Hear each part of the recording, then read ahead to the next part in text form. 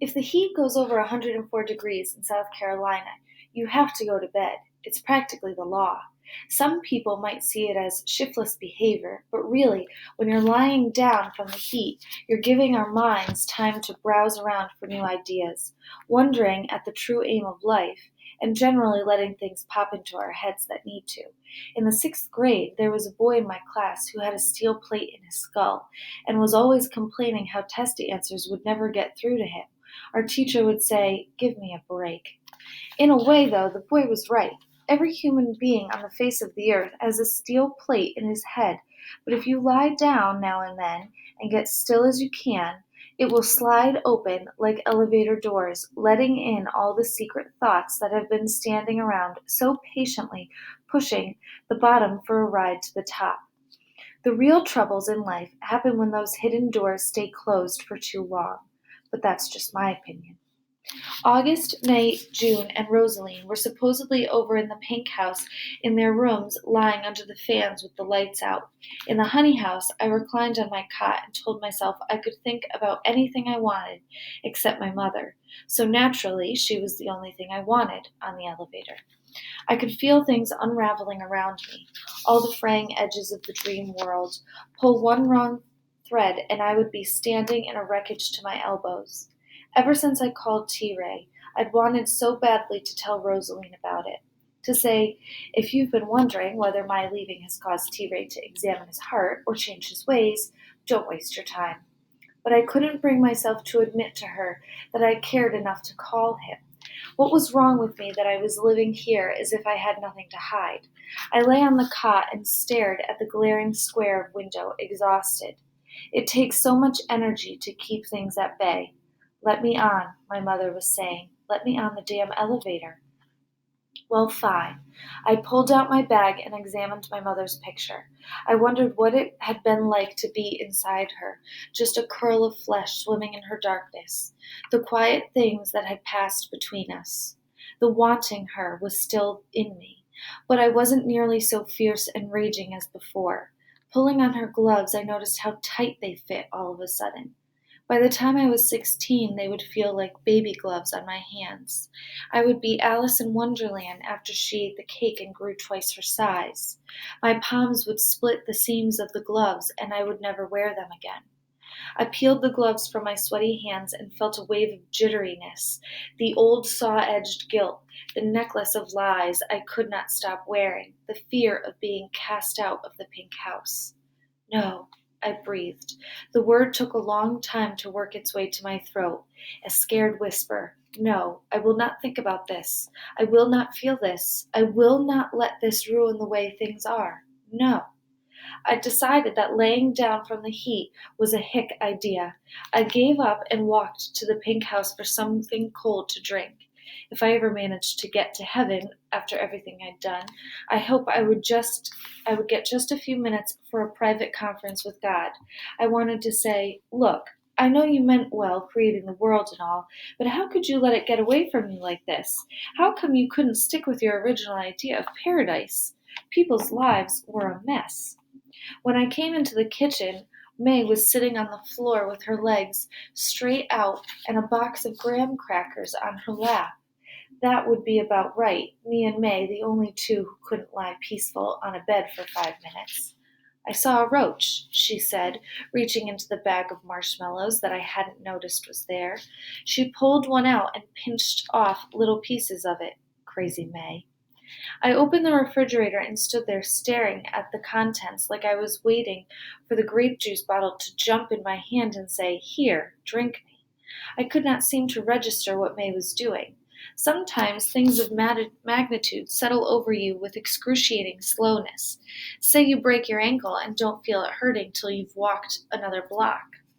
I had nearly finished a glass of juice before I let myself look at the little highway of broken graham crackers and marshmallow bits that May was constructing across the floor, how it started at the sink and angled towards the door, thick with golden crumbs and smudges of white sticky white.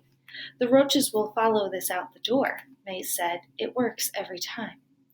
I don't know how long I stared at that line on the floor, at May's face turned towards mine, eager for me to say something, but I didn't think what to say. the room filled with the steady whirl of the refrigerator motor. I felt a strange, thick feeling inside, a memory. I stood there waiting, letting it come. Your mother was a lunatic when it came to bugs, T. Ray had said. She used to take trails of graham cracker crumbs and marshmallows to lure roaches outside. I looked again at May. My mother couldn't have learned the roach thing from May, I thought. Could she? Ever since I'd set foot in the pink house, some part of me had kept believing that my mother had been here. No, not believing it so much as daydreaming it and running it through a maze of wishful thinking. But now, at the actual possibility seemed to be right in front of me, it seemed so far-fetched, crazy. It couldn't be, I thought again. I walked over and sat at the table. Shadows from late afternoon pushed into the room. They were peach-tinted, fading in and out, and the kitchen was completely silent. Even the refrigerator hum had died away. May had turned back to her work. She seemed oblivious to me sitting there. My mother could have learned it from a book, maybe from her mother. How did I know that households everywhere didn't use this particular roach-ridding method? I stood up and walked over to May. I felt a trembly feeling at the back of my knees. I put my hand on her shoulder. Okay, I thought. Here goes, I said. May, did you ever know a Deborah Fontenelle, a white woman from Virginia? It would have been a long time ago. There wasn't a trace of cunning in May, and you could depend on her not to overthink her answers. She didn't look up, didn't pause, just said, Oh yes, Deborah Fontenelle. She stayed out there in the honey house. She was the sweetest thing. And there it was. There it all was. For a moment I felt lightheaded. I had to reach for the counter to steady myself. Down on the floor, the trail of crumbs and marshmallows looked half alive. I had a million more questions, but May had started humming Oh Susanna. She set down the box of crackers and got up slowly, starting to sniffle. Something about Deborah Fontenelle had set her off. I think I'll go out to the wall for a little while, she said, and that's how she left me, standing in the kitchen, hot and breathless, the world tilted under me. Walking to the honey house, I concentrated on my feet touching down on the hard-caked dirt in the driveway, the exposed tree roots, fresh-watered grass, how the earth felt beneath me, solid, alive, ancient, right there every time my foot came down. There and there and there, always there, the things a mother should be. Oh yes, Deborah Fontenelle.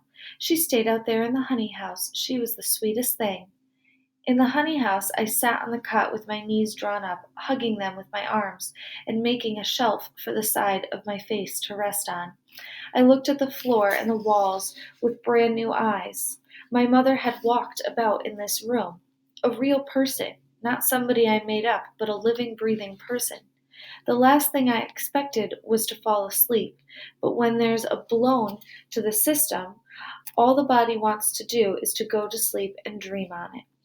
I woke an hour or so later in the velvety space where you don't yet remember what you've dreamed. Then suddenly the whole thing washed back to me. I am constructing a spiral trail of honey across a room that seems to be the honey house 1 minute, and next in my bedroom back to Sylvan. I stare at a door I've never seen before at the foot of my bed. Then I sit on the mattress and wait. The door opens. In walks my mother.